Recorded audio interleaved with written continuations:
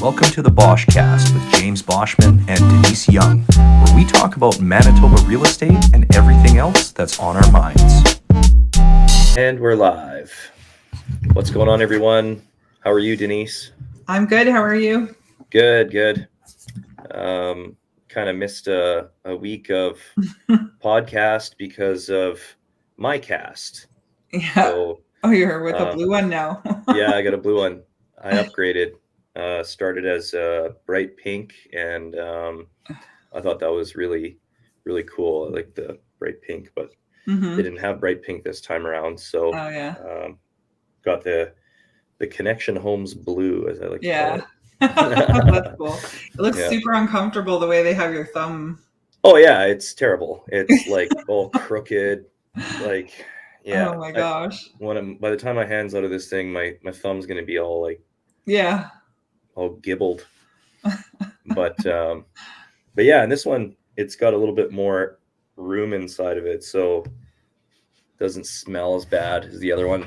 Oh, good. The other one, like, oh my God, Tara and I would like have dinner with her parents or like go out for dinner, and I was so embarrassed to I'd like keep it behind the chair, like under the table, because the minute that it's, in view of people, that smell is just wafting.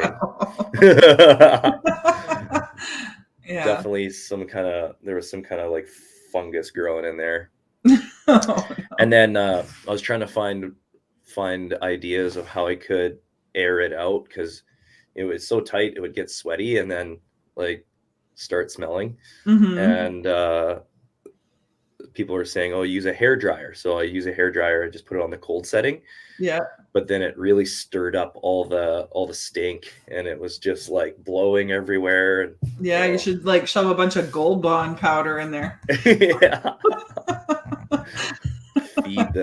Feed the fungus with something. Oh, it's kind of fitting because our mushroom operation is kind of up and going, so I'm like, I could be like a walking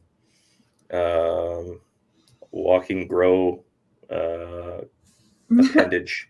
Have like turkey tail mushrooms growing out of here. That would be kind of cool.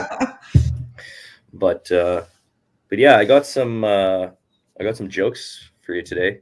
Some exciting dad jokes. I love dad jokes. So first one is, did you know that the Tesla founder Elon Musk is originally from South Africa? No. Yeah, so he's from South Africa, which is kind of strange. You'd think that he was from Madagascar.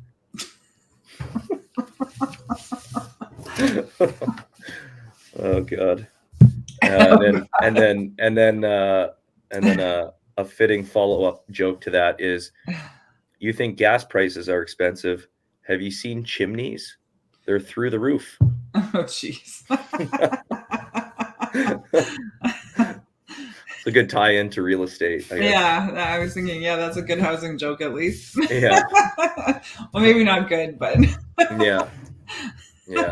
I love cringy, cheesy dad jokes. But yeah, thanks everybody for tuning in again to episode 8 of the Boschcast, and excited to talk about a few things on this episode. If anybody out there listening has any real estate related questions you'd like us to answer on the podcast, if you have any topics for us, feel free to hit us up. You can shoot us a DM or text or call us anytime.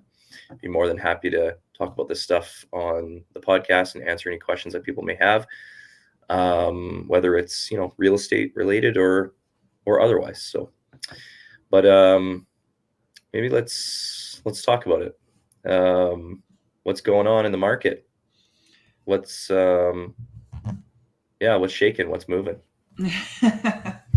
Well, we're starting to hear that there's quite a few multiple offers happening again. Definitely. Yeah, which is, didn't expect that for sure.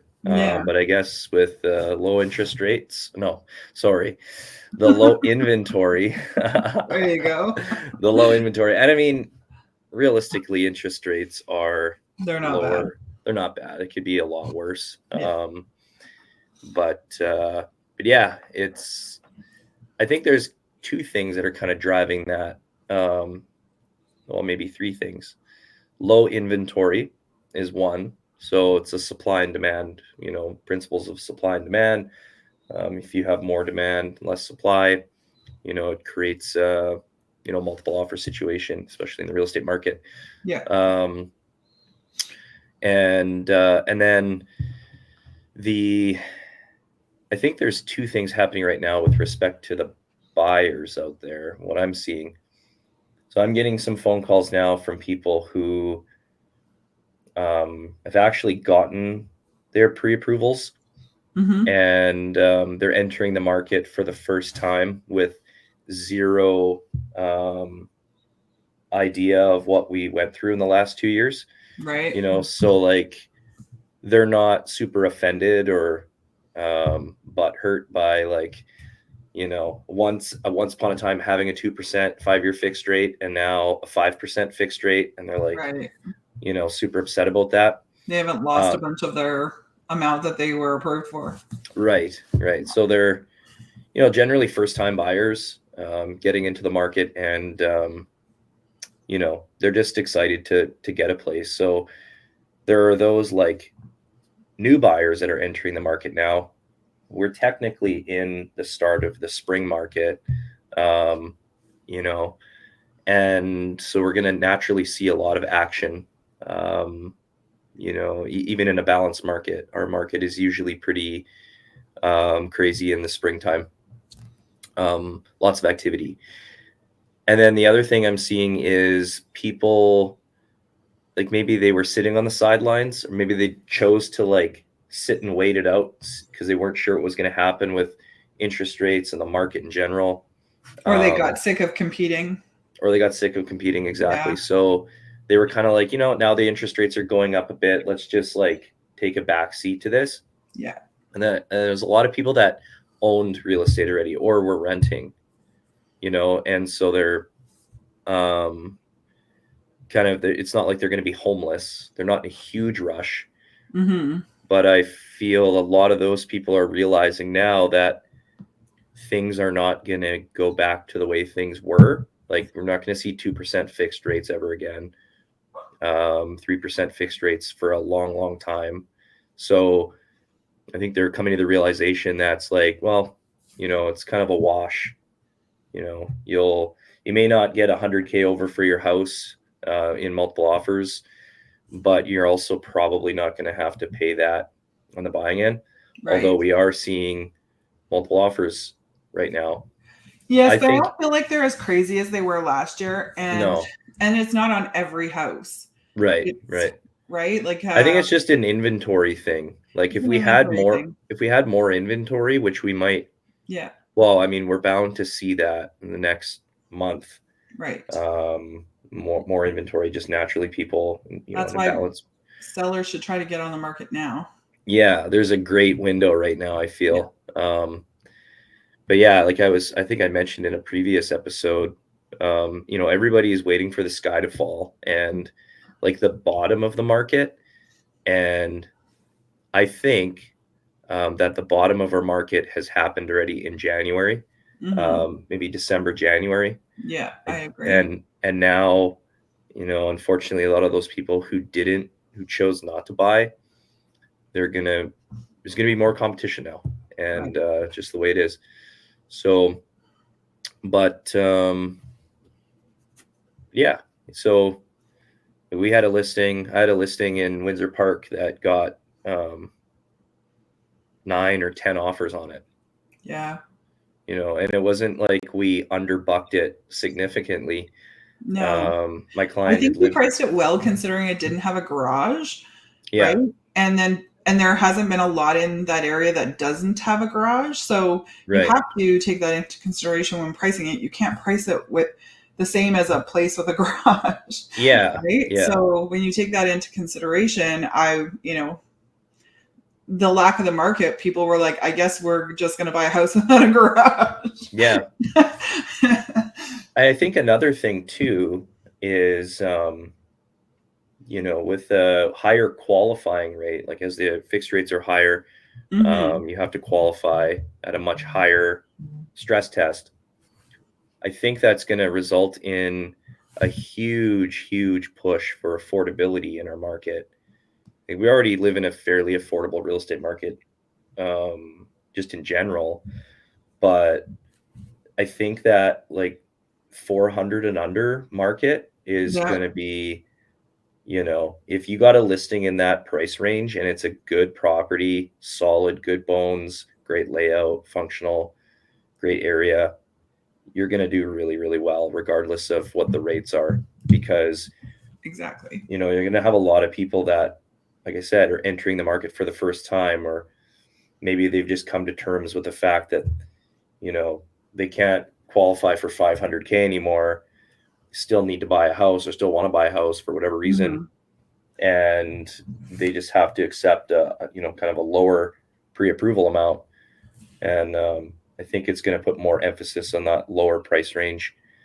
I know, like, anecdotally, because I work with a lot of builders and new home construction, I'm getting a lot of calls now from other realtors saying, we've got buyers that need to be in, 350 and under for a new home. Yeah. And if I had 100 listings, I'd probably sell them all relatively quickly if they were all under 350. Yeah. Within like 20 to 30 minutes outside of the city even. But there is a little bit of work that has to be done in order to, get houses built for under 350. Like, the lot prices have to, I feel, be reflective of the current status of the market. So, and then, to help get that price point down to that 350 range. And a lot of these new developments, they're so restrictive when it comes to architectural guidelines. Yeah. And limited on square footage. Like, they won't allow houses to be built under a certain size or whatever. And that kind of limits like what can be done even from a builder's perspective. So, but if I had we had a lot of listings under 350, man, we'd be absolutely flying, I think. Yeah. But yeah, I totally agree. It would be nice if some of the developers would change things a little to allow that. Yeah. But bidding wars are back. It definitely feels like a bounce back. A lot of that, I think, is spring market just in general. But there is a term that people use in like in the market in the finance industry. It's called the dead cat bounce. It's not really like, I don't like that term, but what it refers to is everybody thinks that the market is bouncing back and it's like rebounding and it's going to be super hot, but it's just like a very short-lived kind of cycle that happens. Pent-up demand, low inventory. So I think it's going to be relatively short-lived. I think so too. Like, we're seeing the multiple offers, but it's not on every house. Like, we were able to pick up, I was able to write offers on a few houses this past week that didn't have other offers. Yeah. A year ago, that wasn't happening at all. Right. Right. Everything I wrote was in multiple offers last year. It didn't matter what it was. Yeah. But right now I feel like there's a good amount of both. Yeah. Special houses, of course, are always going to go into multiple offers. I had one this past week I wrote on with, it was a half acre inside the city. That everyone's going to want that.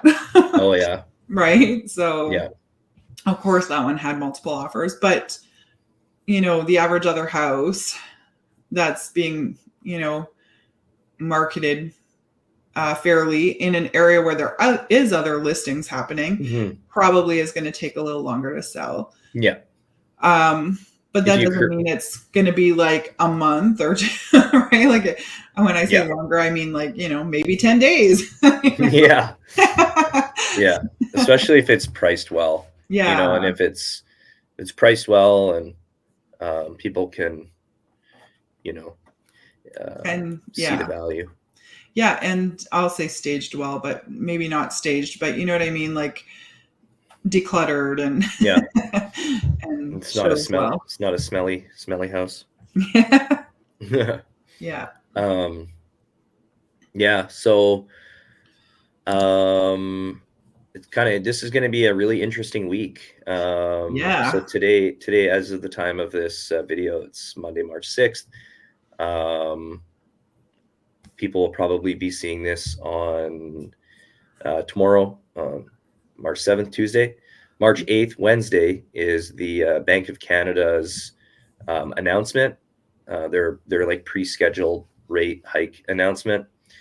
There's a lot of speculation in, like, when I say speculation, it's not like from, well, I mean, realtors are speculating, obviously, but it's like economists and stuff. Mm-hmm. There was a Reuters poll that was done on March 3rd, so last week, where they had polled a number of economists who are pretty big names in the Canadian market, and it was pretty divided. I think it was like 19 people or something like that, 19 economists. It was out of 40, so it was like 19 out of 40 thought that they were going to not raise rates, not raise again on Wednesday. Okay.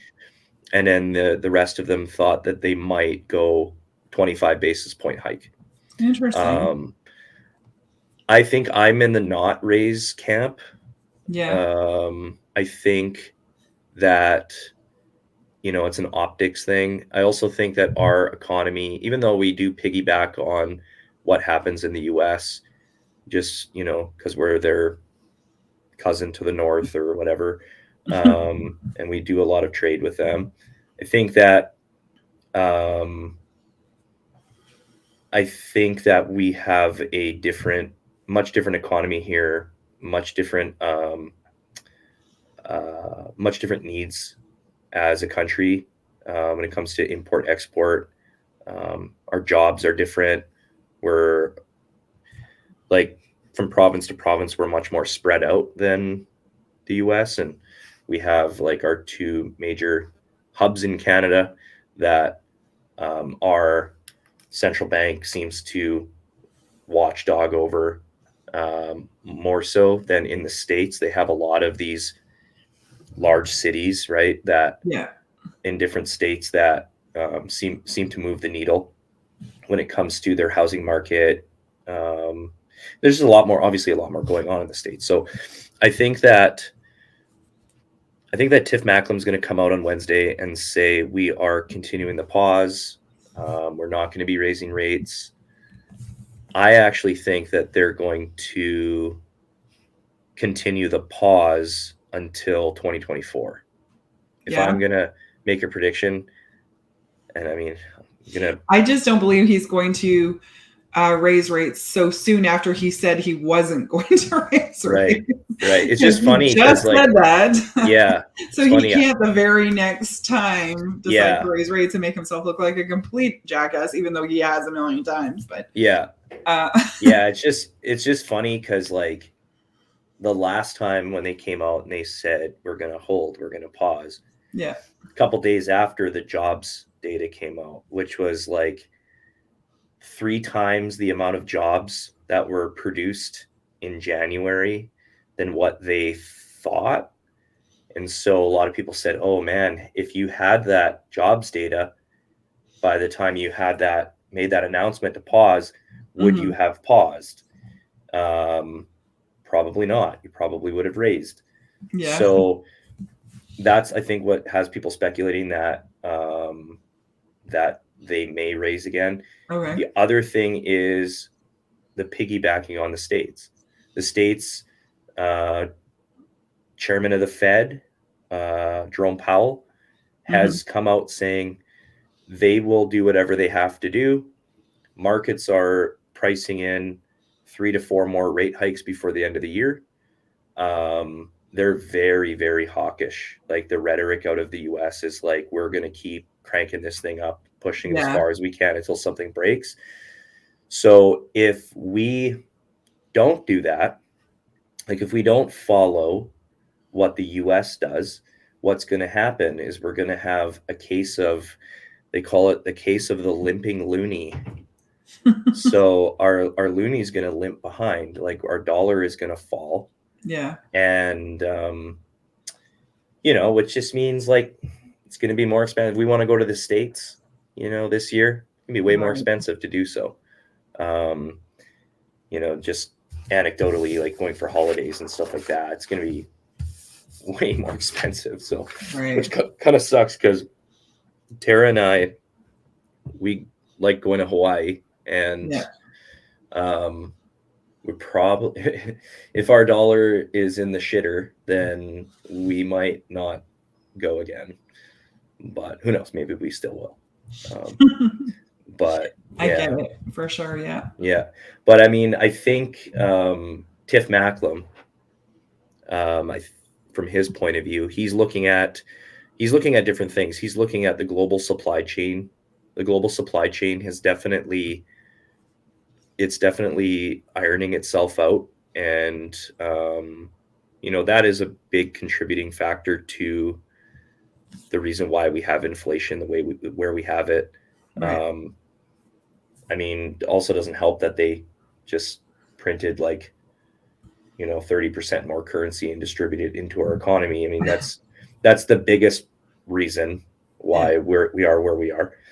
But supply chains are ironing themselves out now. And then just, the 425 basis point hike that they created over the last year, through however many rate hikes, like 9 rate hikes, that is starting to really take hold now. And their GDP numbers are lower than,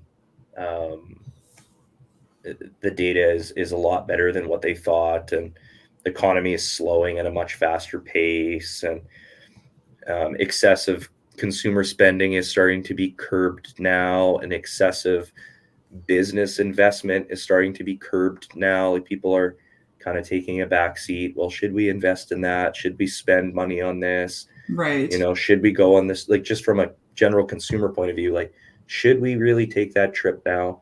Should we really buy that second vehicle? Should we really, buy that cottage now? Right. And it takes like,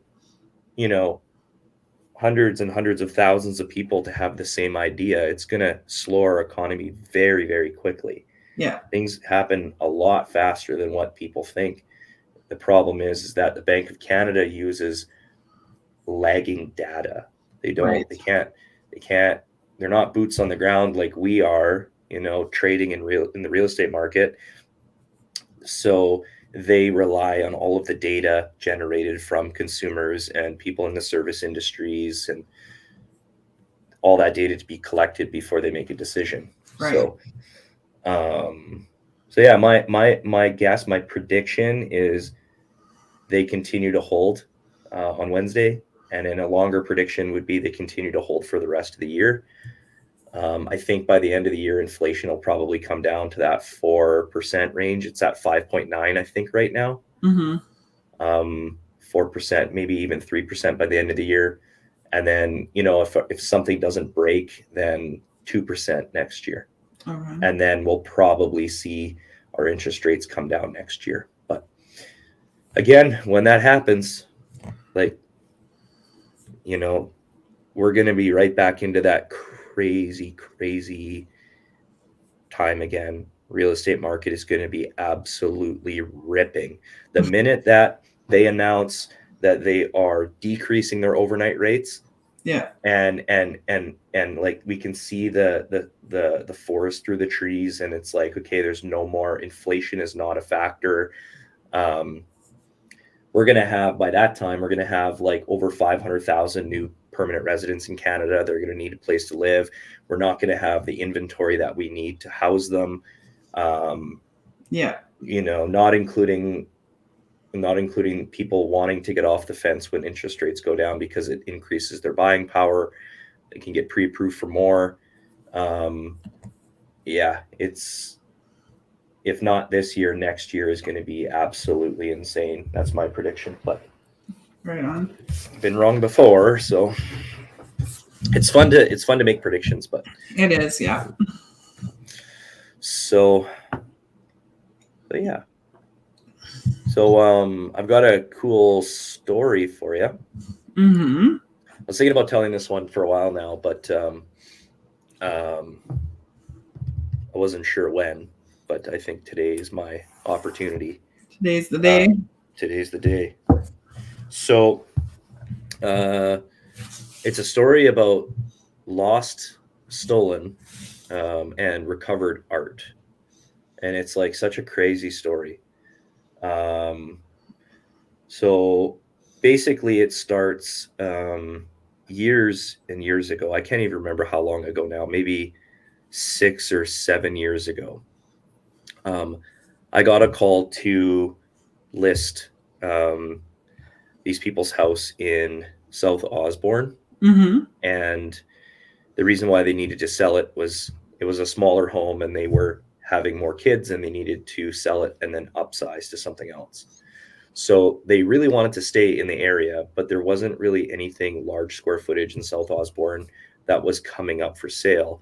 And we did one of those where we listed their house first, we sold it first, and then went house shopping after. Right, yeah. Because they really wanted to know what they could ultimately, what they were looking at. What could they spend? Yeah. So anyways, we couldn't find anything in South Osborne for them that fit their needs. So they ended up expanding their search, and they bought a house in River Heights. Yeah. So, not to gas myself up too much, but I did a really good job for them, and they were super happy. They ended up referring me to their parents. Their parents had a big, beautiful 2-story home in St. Vital, very close to St. Vital Park. And Mm-hmm. they were in a position where they needed to downsize because they were empty nesting. And they just moved into like a 55 plus apartment building or something like that. So they had a lot of stuff that they were going through, decluttering, getting the house listed for sale, ended up selling their house. And I remember when I was there doing the photos and just like in general, doing the walkthrough with them. Yeah. They had a lot of art on their walls. And one of these pieces was like a hand painted canvas. And it was a figure of a guy who was in like a business suit. And he was bending over on a chair, and he had his hands on his head. And it was such a visceral painting. I remember I was like, oh man, I kind of resonate with that painting. And I couldn't, it was one of those pieces of art where you're just like, it kind of sticks with you, and it kind of tells such a visceral story. And as it turned out, their other son was the artist. He was the one who painted it, and it was for a project for art school. Mm-hmm. And they liked it so much that they put it up in their house. And he ended up moving away somewhere, the son. And he was still, I guess, doing art or whatever. But so anyways, sold their house.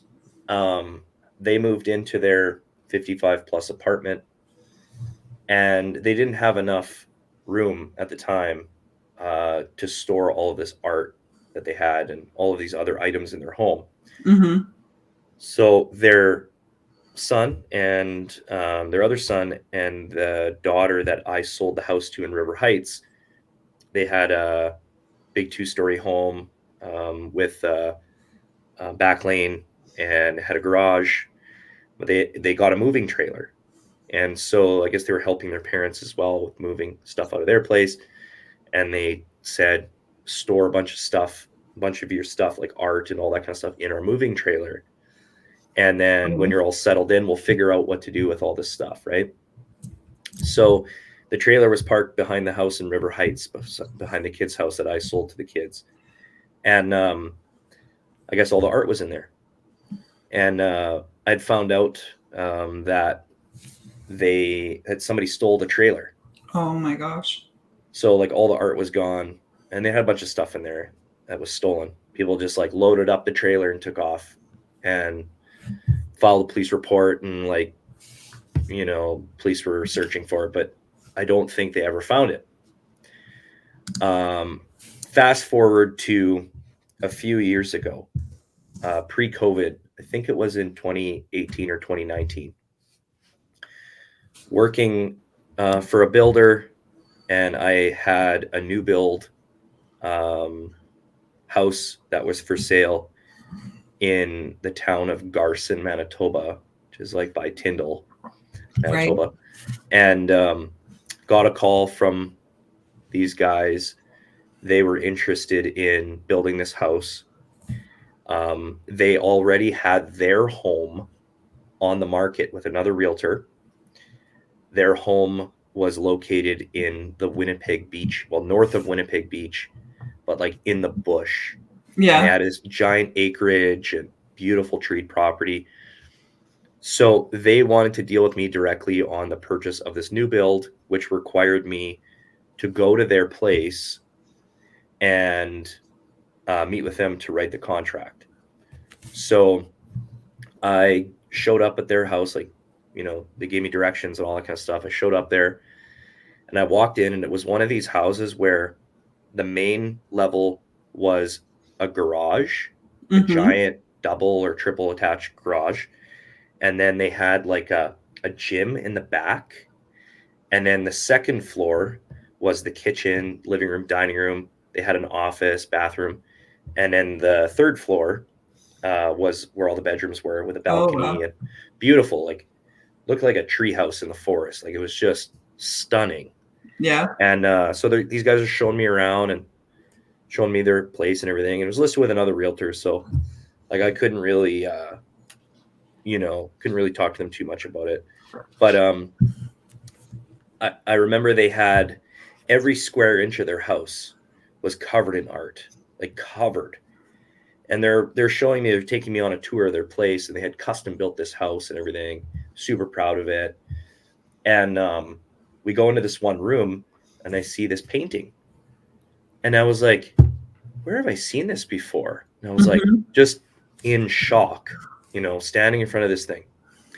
And when I say painting, like it wasn't like a tiny little canvas like this one behind. Right. Yeah. It was like a life-size one. Okay. And I was like, guys, where did you get this from? This looks so familiar to me. And I just can't put my finger on it. Like I have definitely seen this before. And they said, oh, really? Well, that's interesting. Like, if you know who painted it, we would love to know who the artist was, because we love it as well. I was like, well, I think I know, but it's not coming to my mind right now. But, you know, I'll think about it a little bit more. But I've definitely seen this before. And then I asked them, where did you guys buy this from?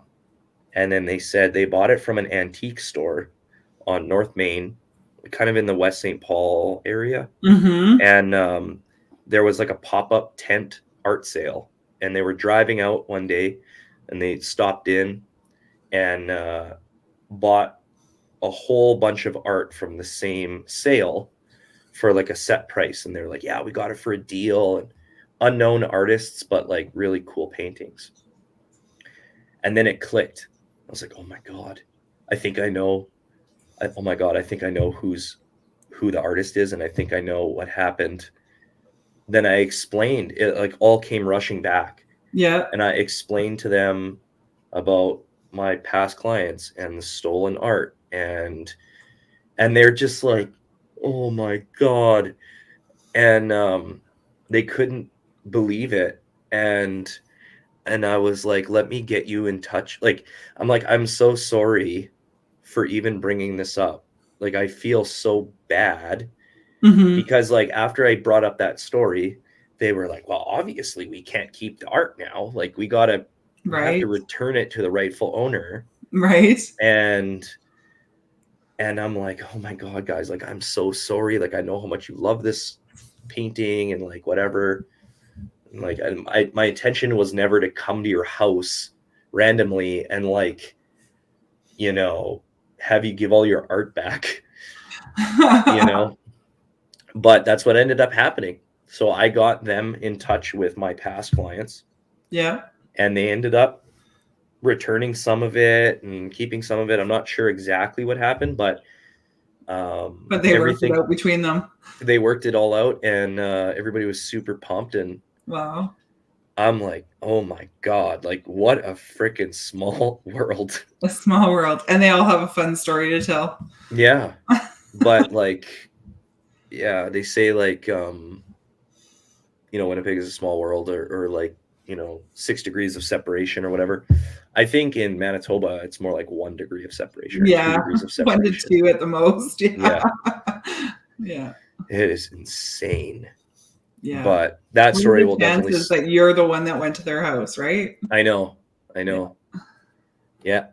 But I guess when you're active in the industry, you see a lot of stuff, and I definitely see a lot of stuff. So for sure. But yeah, no, that was just, it was really cool. And I remember I told Tara that, and told her mom.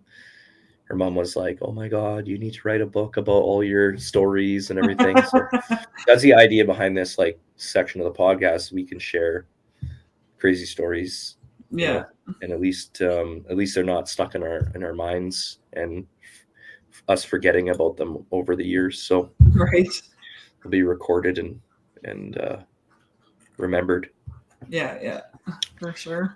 So that concludes my story. Maybe we'll get into our topic of the week, which is, you know, going back to our initial conversation about what's going on in the market, and the market being kind of, you know, bouncing back a little bit here, and us getting into multiple offers. We should talk about multiple offer protocols, what to expect, not only as a buyer when it comes to multiple offers, and how to prepare yourself for them, but also as a seller, what you should kind of prepare yourself for. And I can kind of speak to the selling side of it, just anecdotally, you know, with that listing that I sold last week. Mm-hmm.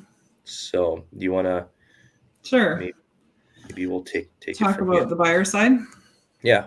Well, as a buyer, I mean, sometimes we can tell it's going to go into multiple offers before offer date, and sometimes we can't.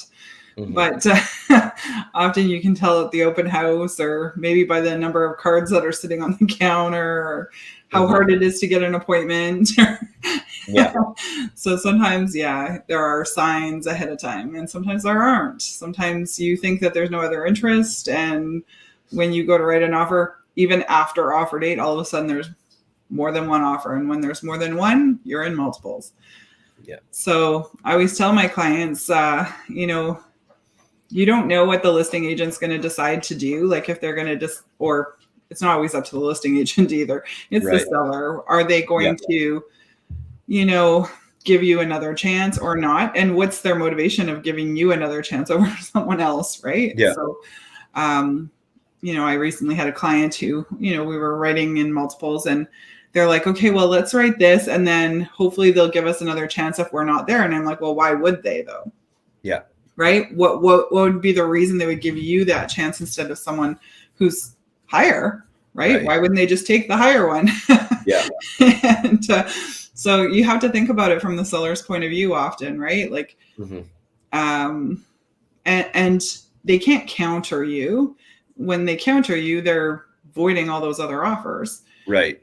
You know, at best, if there's two offers that they're having a hard time deciding between, because maybe they really like this possession date, but really like this price, or maybe the offers are exactly the same. Yeah. You know, the best they can do is call you and say, are you willing to make any changes? And they can't give you any direction. Yeah. So that's all they can do. They can't say you're second, you're third. They can't say any of that stuff, right? Like they're not supposed to say that. Yeah, there's definitely been some agents in the past few years that have done that, and it has not. Oh, we heard of one last year in the news. Last year or the year before, I don't remember. It always goes on the news. That's why you never do that shit. Like, you can't do that shit.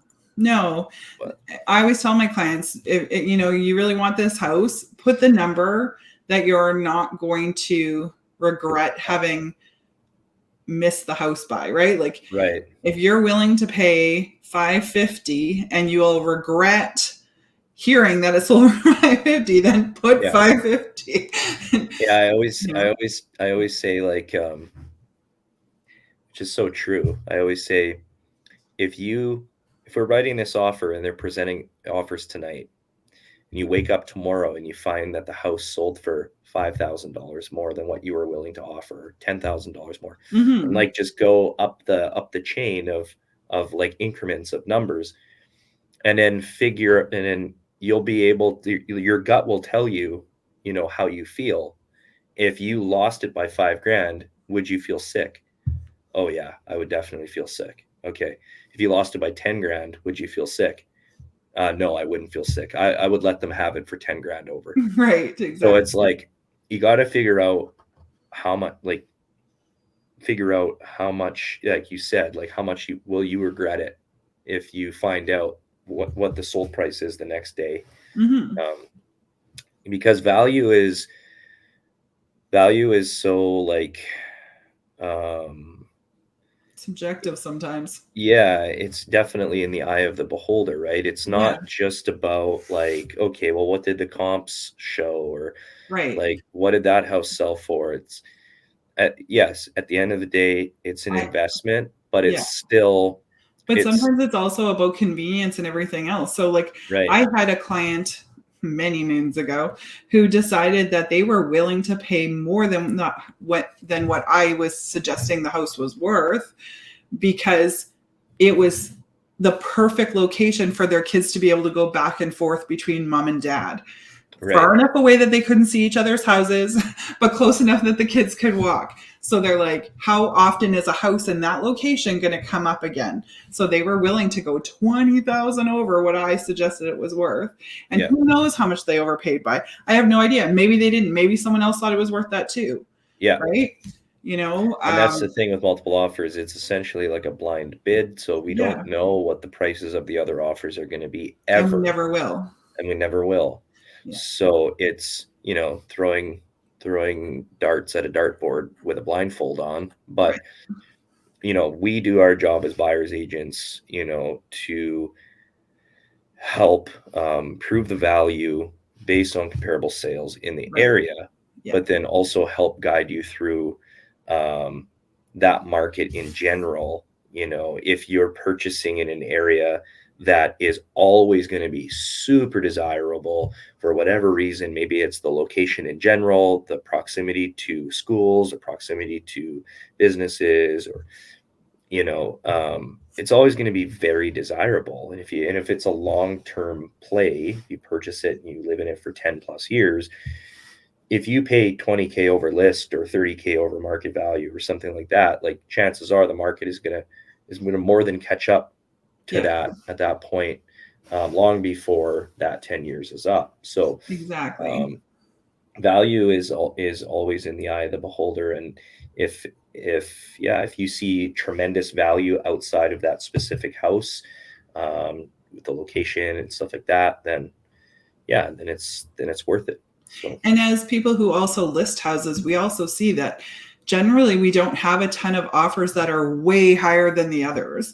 Like they're usually all within a few grand, right? Like you might have a few that are way under what everyone is at, but usually there's at least a couple in the same range as each other. So like everyone's got the same idea of going 40,000 over. Maybe one or two people trying to get it close to list. Right. So I mean, it's rare that someone wins by a landslide, right? It's rare that there's like a complete outlier.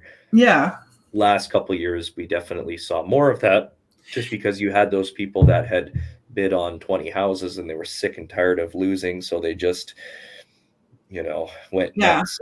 I don't know how other people do their presentations, but I have like a spreadsheet that had like when I have, especially if I have more than 3 offers, you put out, write down all the information about the offer so that I can go over the offers really easily with my clients so that it doesn't take, 4 hours to go through 10 offers. And then like, I always feel like the reason why it usually takes so long is because the sellers are having a hard time choosing between 2 offers, and that's usually a good indication of, these offers are so close together. Even last year, I mean, it was taking so long. I'm sure that it was more of a problem of guessing which are picking an offer to take, right? Because they were, even though they were 100,000 over, there was probably more than one that was 100,000 over. Yeah, usually from when you're a listing agent and you're dealing with multiple offers, I mean, there is a protocol that we have to adhere to, right? When we present them. And usually what I like to do is, if whether they are submitted from another agent and dropped off at a lockbox, so it's in a sealed envelope and can't open it and look at it until we actually get to the house, or if it's or if they're emailed to me. A lot of times now, it's everybody emails a PDF of the offer. Usually what I do is I compile all of the offers, and even if they're PDFs and they're being printed, I won't print them until I absolutely last minute. Right. And then I put them all in separate folders, and I have like these manillas. Right. And I'll usually put them in here or in like a big envelope. Each offer gets their own individual folder. Yeah. And then I will take a piece of paper and I'll paper clip them to the outside. And that way, when you pull the offer out and you're looking at it, we look at usually price, deposit, possession, conditions, other. And other could be, is there anything funky in there with the terms, with the promises? Inclusions, stuff that the purchasers want. And that way, everything is laid out. It's in front of you. And then you can make notes if another agent calls back and they say our clients would like to increase their offer to blah blah blah in that time, then you're making notes so you have a clear record of everything. Right. My spreadsheet has a spot for changes too. Yeah, and it just makes life so much easier and makes things go a lot quicker. But yeah, you're right. Usually it's like, the offers are all relatively close, and usually the top ones are fairly close. And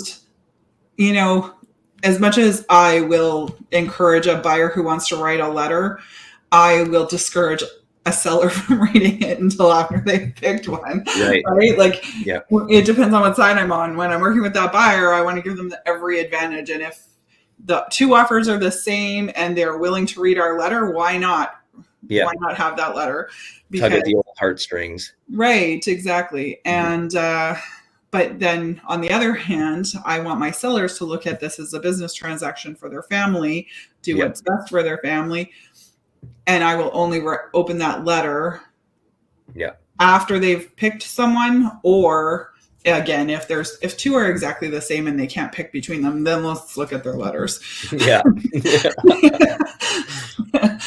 What if you opened a letter after accepting an offer and it was like,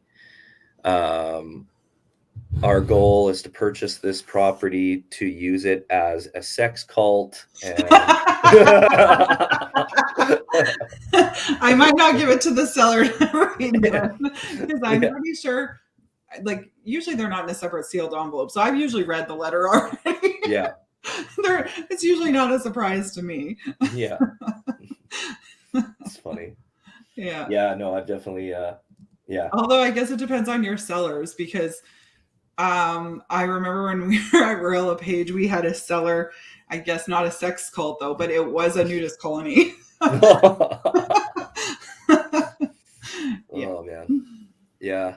I've had it where we've had sellers that have lived in their house for like 40 years, and they were and we had multiple offers. I think we had like 6 or 7 offers, and we're going through all of them, and not one of them had written a letter. Oh yeah. And before the sellers agreed to accept an offer, they wanted to know who the people were for the benefit of the neighbors, because they were so close with the neighbors that they wanted to guarantee it was going to be someone that they would like too. And which is kind of like, even if you find some stuff out about them doesn't mean they're gonna like them. Right. Yeah. But so they were very selective. So we had two offers that were definitely top contenders, and phoned both agents and said, hey, I got you on speakerphone. Tell me about your clients. Tell me about the buyers. What kind of people are they? What do they do?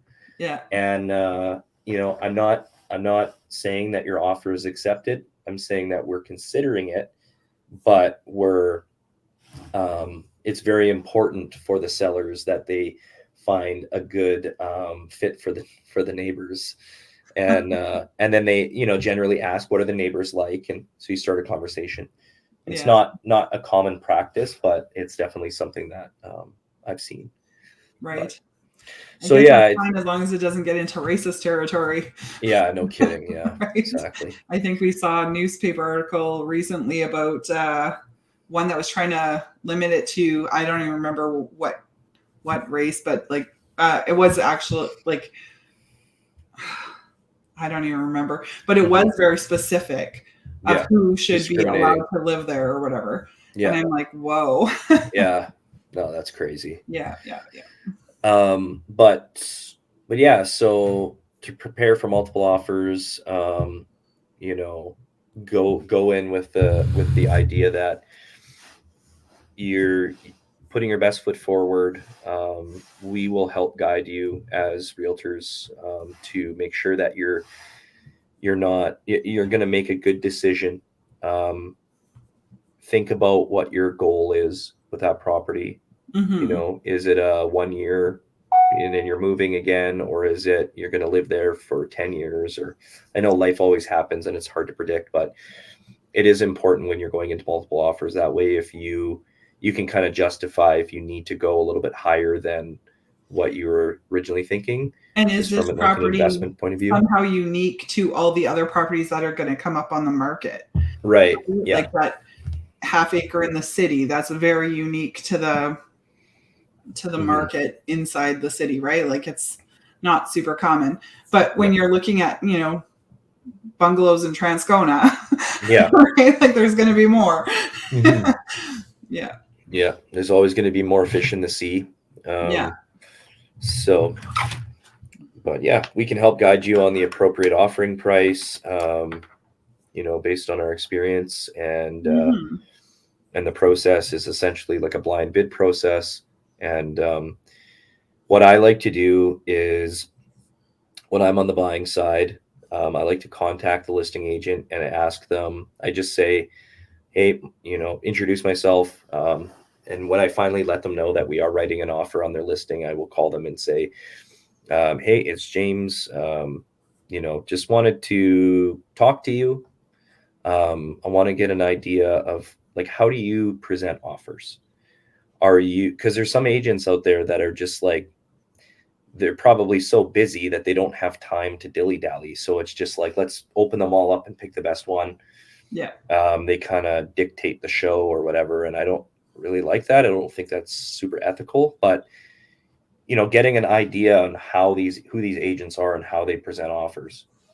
And then listing agents have an obligation to not disclose information, but I like to try to find out as much information as possible, even if it's see what they'll tell you. It's my job to see if they'll tell me more than what they should. Yeah, exactly. What's the motivation of the seller? Why are they selling? Yeah. Okay, great. They're relocating for work, or they're downsizing, or they're, whatever it is. Maybe they're going through a divorce. Like some agents will straight up tell you, and they shouldn't, but they do. And so it's like figuring out what their motivation is so that it can help position your offer in terms of what's more important to the seller. Is it higher price? Is it the cleanest offer possible in terms of, they're going to, because some agents will say, hey, most important factor for these people is they don't want to be on the hook for waiting around for the purchasers to get their financing. They just want to cleanest offer wins it, Yeah. So that's trying to do as much due diligence up front as possible. But then people are people at the end of the day. And I've also been on the receiving end of that, where the sellers tell me blatantly, this is what we are going to accept. This is our motivation. And then it gets to the and then it changes. And then it changes. And it's like, oh, so it's not about the highest price anymore. So, so that's, I mean, people are people. So, but yeah, trying to do as much digging and as much due diligence as possible is always important. Mm-hmm. Oh. And who knows how long multiple offers will be around for. They're definitely common again right now on specific resale homes in specific areas.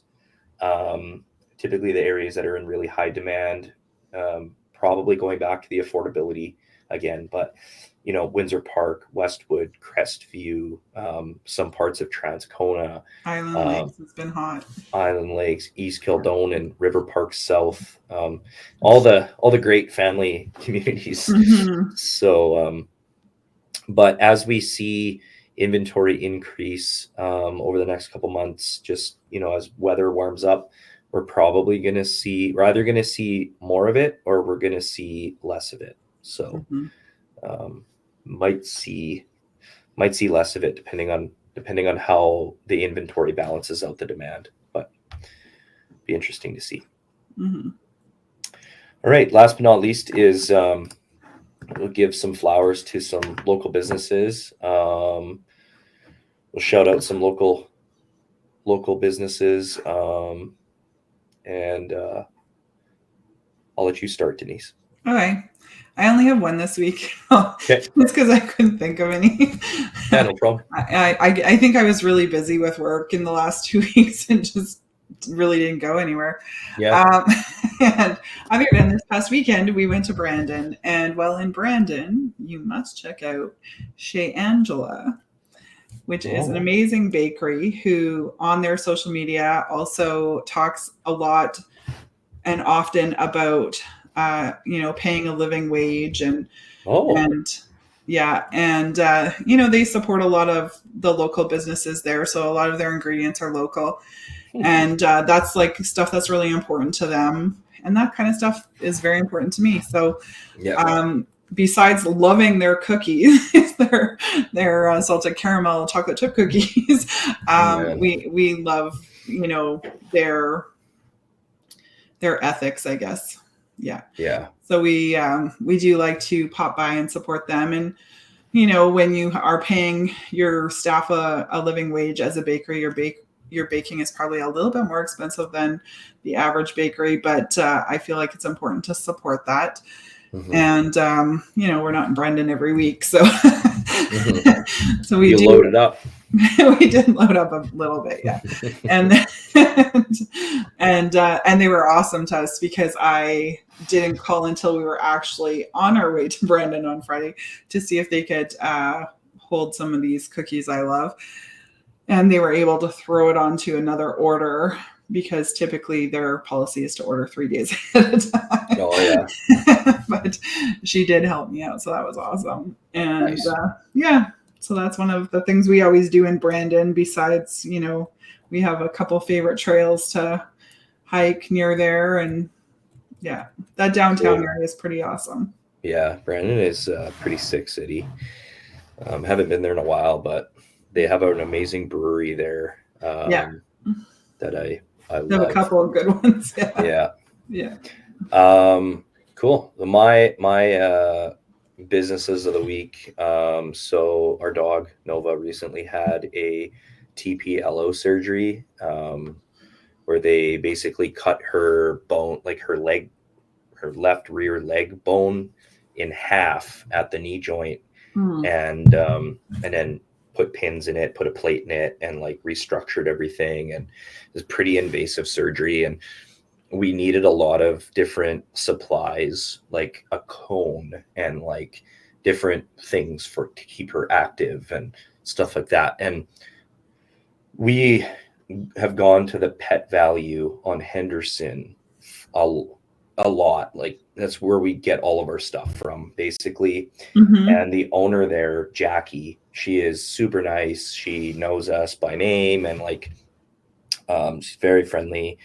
And I was actually there this morning for a bit, and chatted her up. And yeah, they're just so great. Like they recently expanded, and I think they either bought or they leased the unit next door to them, Oh, and they okay. like blew out the wall, and it's really huge. Like it's huge in there now. They Mm-hmm. have the grooming and like the dog. I think they have the dog washing in there, a bunch of stuff. And but they're always stocked with everything. Great selection, great customer service. And then they have like cats running around, and they have like store cats in there that they've adopted, and they just live in the store. Oh, And wow. they're super cute. And then she brings her dogs to work, and yeah, great spot. So if anybody's looking for pet stuff, I think the Pet Values are all franchises. I was wondering about that because I'm like, oh, the one closer to us, like Sage Creek, just moved across the street to like into a bigger building. Yeah, because Yeah. They were over by Blade and Block. But yeah, I do find like most of them though are very like, even though they're probably separately owned franchises, I feel like they're run very similarly, right? Like Yeah. they must be. Yeah. We've gone to the one by our office here on Oh yeah, Reinders, and they have some stuff, but it's not it's not as big as the Henderson one. no, they're definitely lacking on especially like the cat food that we buy, and stuff for Nobes. But Henderson always has everything, and yeah, even if they don't have something, if you go in there, they can order stuff for you too. So that's awesome. it's really great. So yeah, Pet Value Henderson, and then the second business is a local restaurant that Tara and I have been going to for years, and we support all the chef and owners restaurants throughout the years. Chef's name is Scott Bagshaw, and he used to own a restaurant called Deseo Bistro, which was like our favorite restaurant back in the day. He also owns Pissarro at the Forks and Make, which is like an Asian inspired restaurant in the Corydon area. But Enoteca restaurant, it's 1670 Corydon Avenue. It's like kind of down by the train tracks, like Centennial Beaverbrook area. And it's like at the end of the strip mall. It's like a really funky location. They've basically been there since the beginning. But it is absolutely phenomenal. It's all tapas style, so you order a whole bunch of dishes and you share them. Usually we go and we always we always ask, like, how many dishes would you recommend? And they're like, oh, for two of you, like 4. And we always get like 6 or 7. It's so hard to like to pick which ones. Yeah, and then they always have a special too. Yeah. But yeah, our favorite dishes there, which are staples, like they seemingly never take them off the menu, and they're actually dishes that they used to have at Deseo back in the day, so they've kind of carried it forward. And then it's funny because the other restaurants, they have similar renditions of the same dishes, but they're all different. But at Enoteca, my favorite dishes are, so they have this ricotta gnocchi. It's like little pillowy, fluffy potato pastas. Yeah. Shiitake mushrooms, bacon, black truffle, black garlic, and then you mix it all up, and it's like next level. They have this fried buttermilk chicken. Wow. It's boneless fried chicken, basically, with black garlic ranch and creme fraiche, and they put chives on top. And wow, that is, oh man, unreal. And then mac and cheese. So they do a smoked paprika, manchego cheese, cavatelli pasta. It's like those spiral noodles. And then you can add chorizo, crumbled sausage on top. And it's wow, it sounds good. Just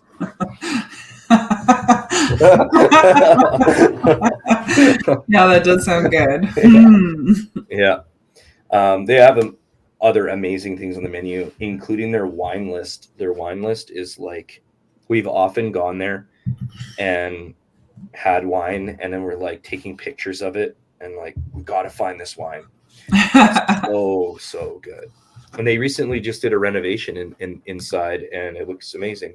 Yeah. It's a small little restaurant, like not a lot of seats, so you do have to make reservations in advance, but it's so worth it. And yeah, it's unreal.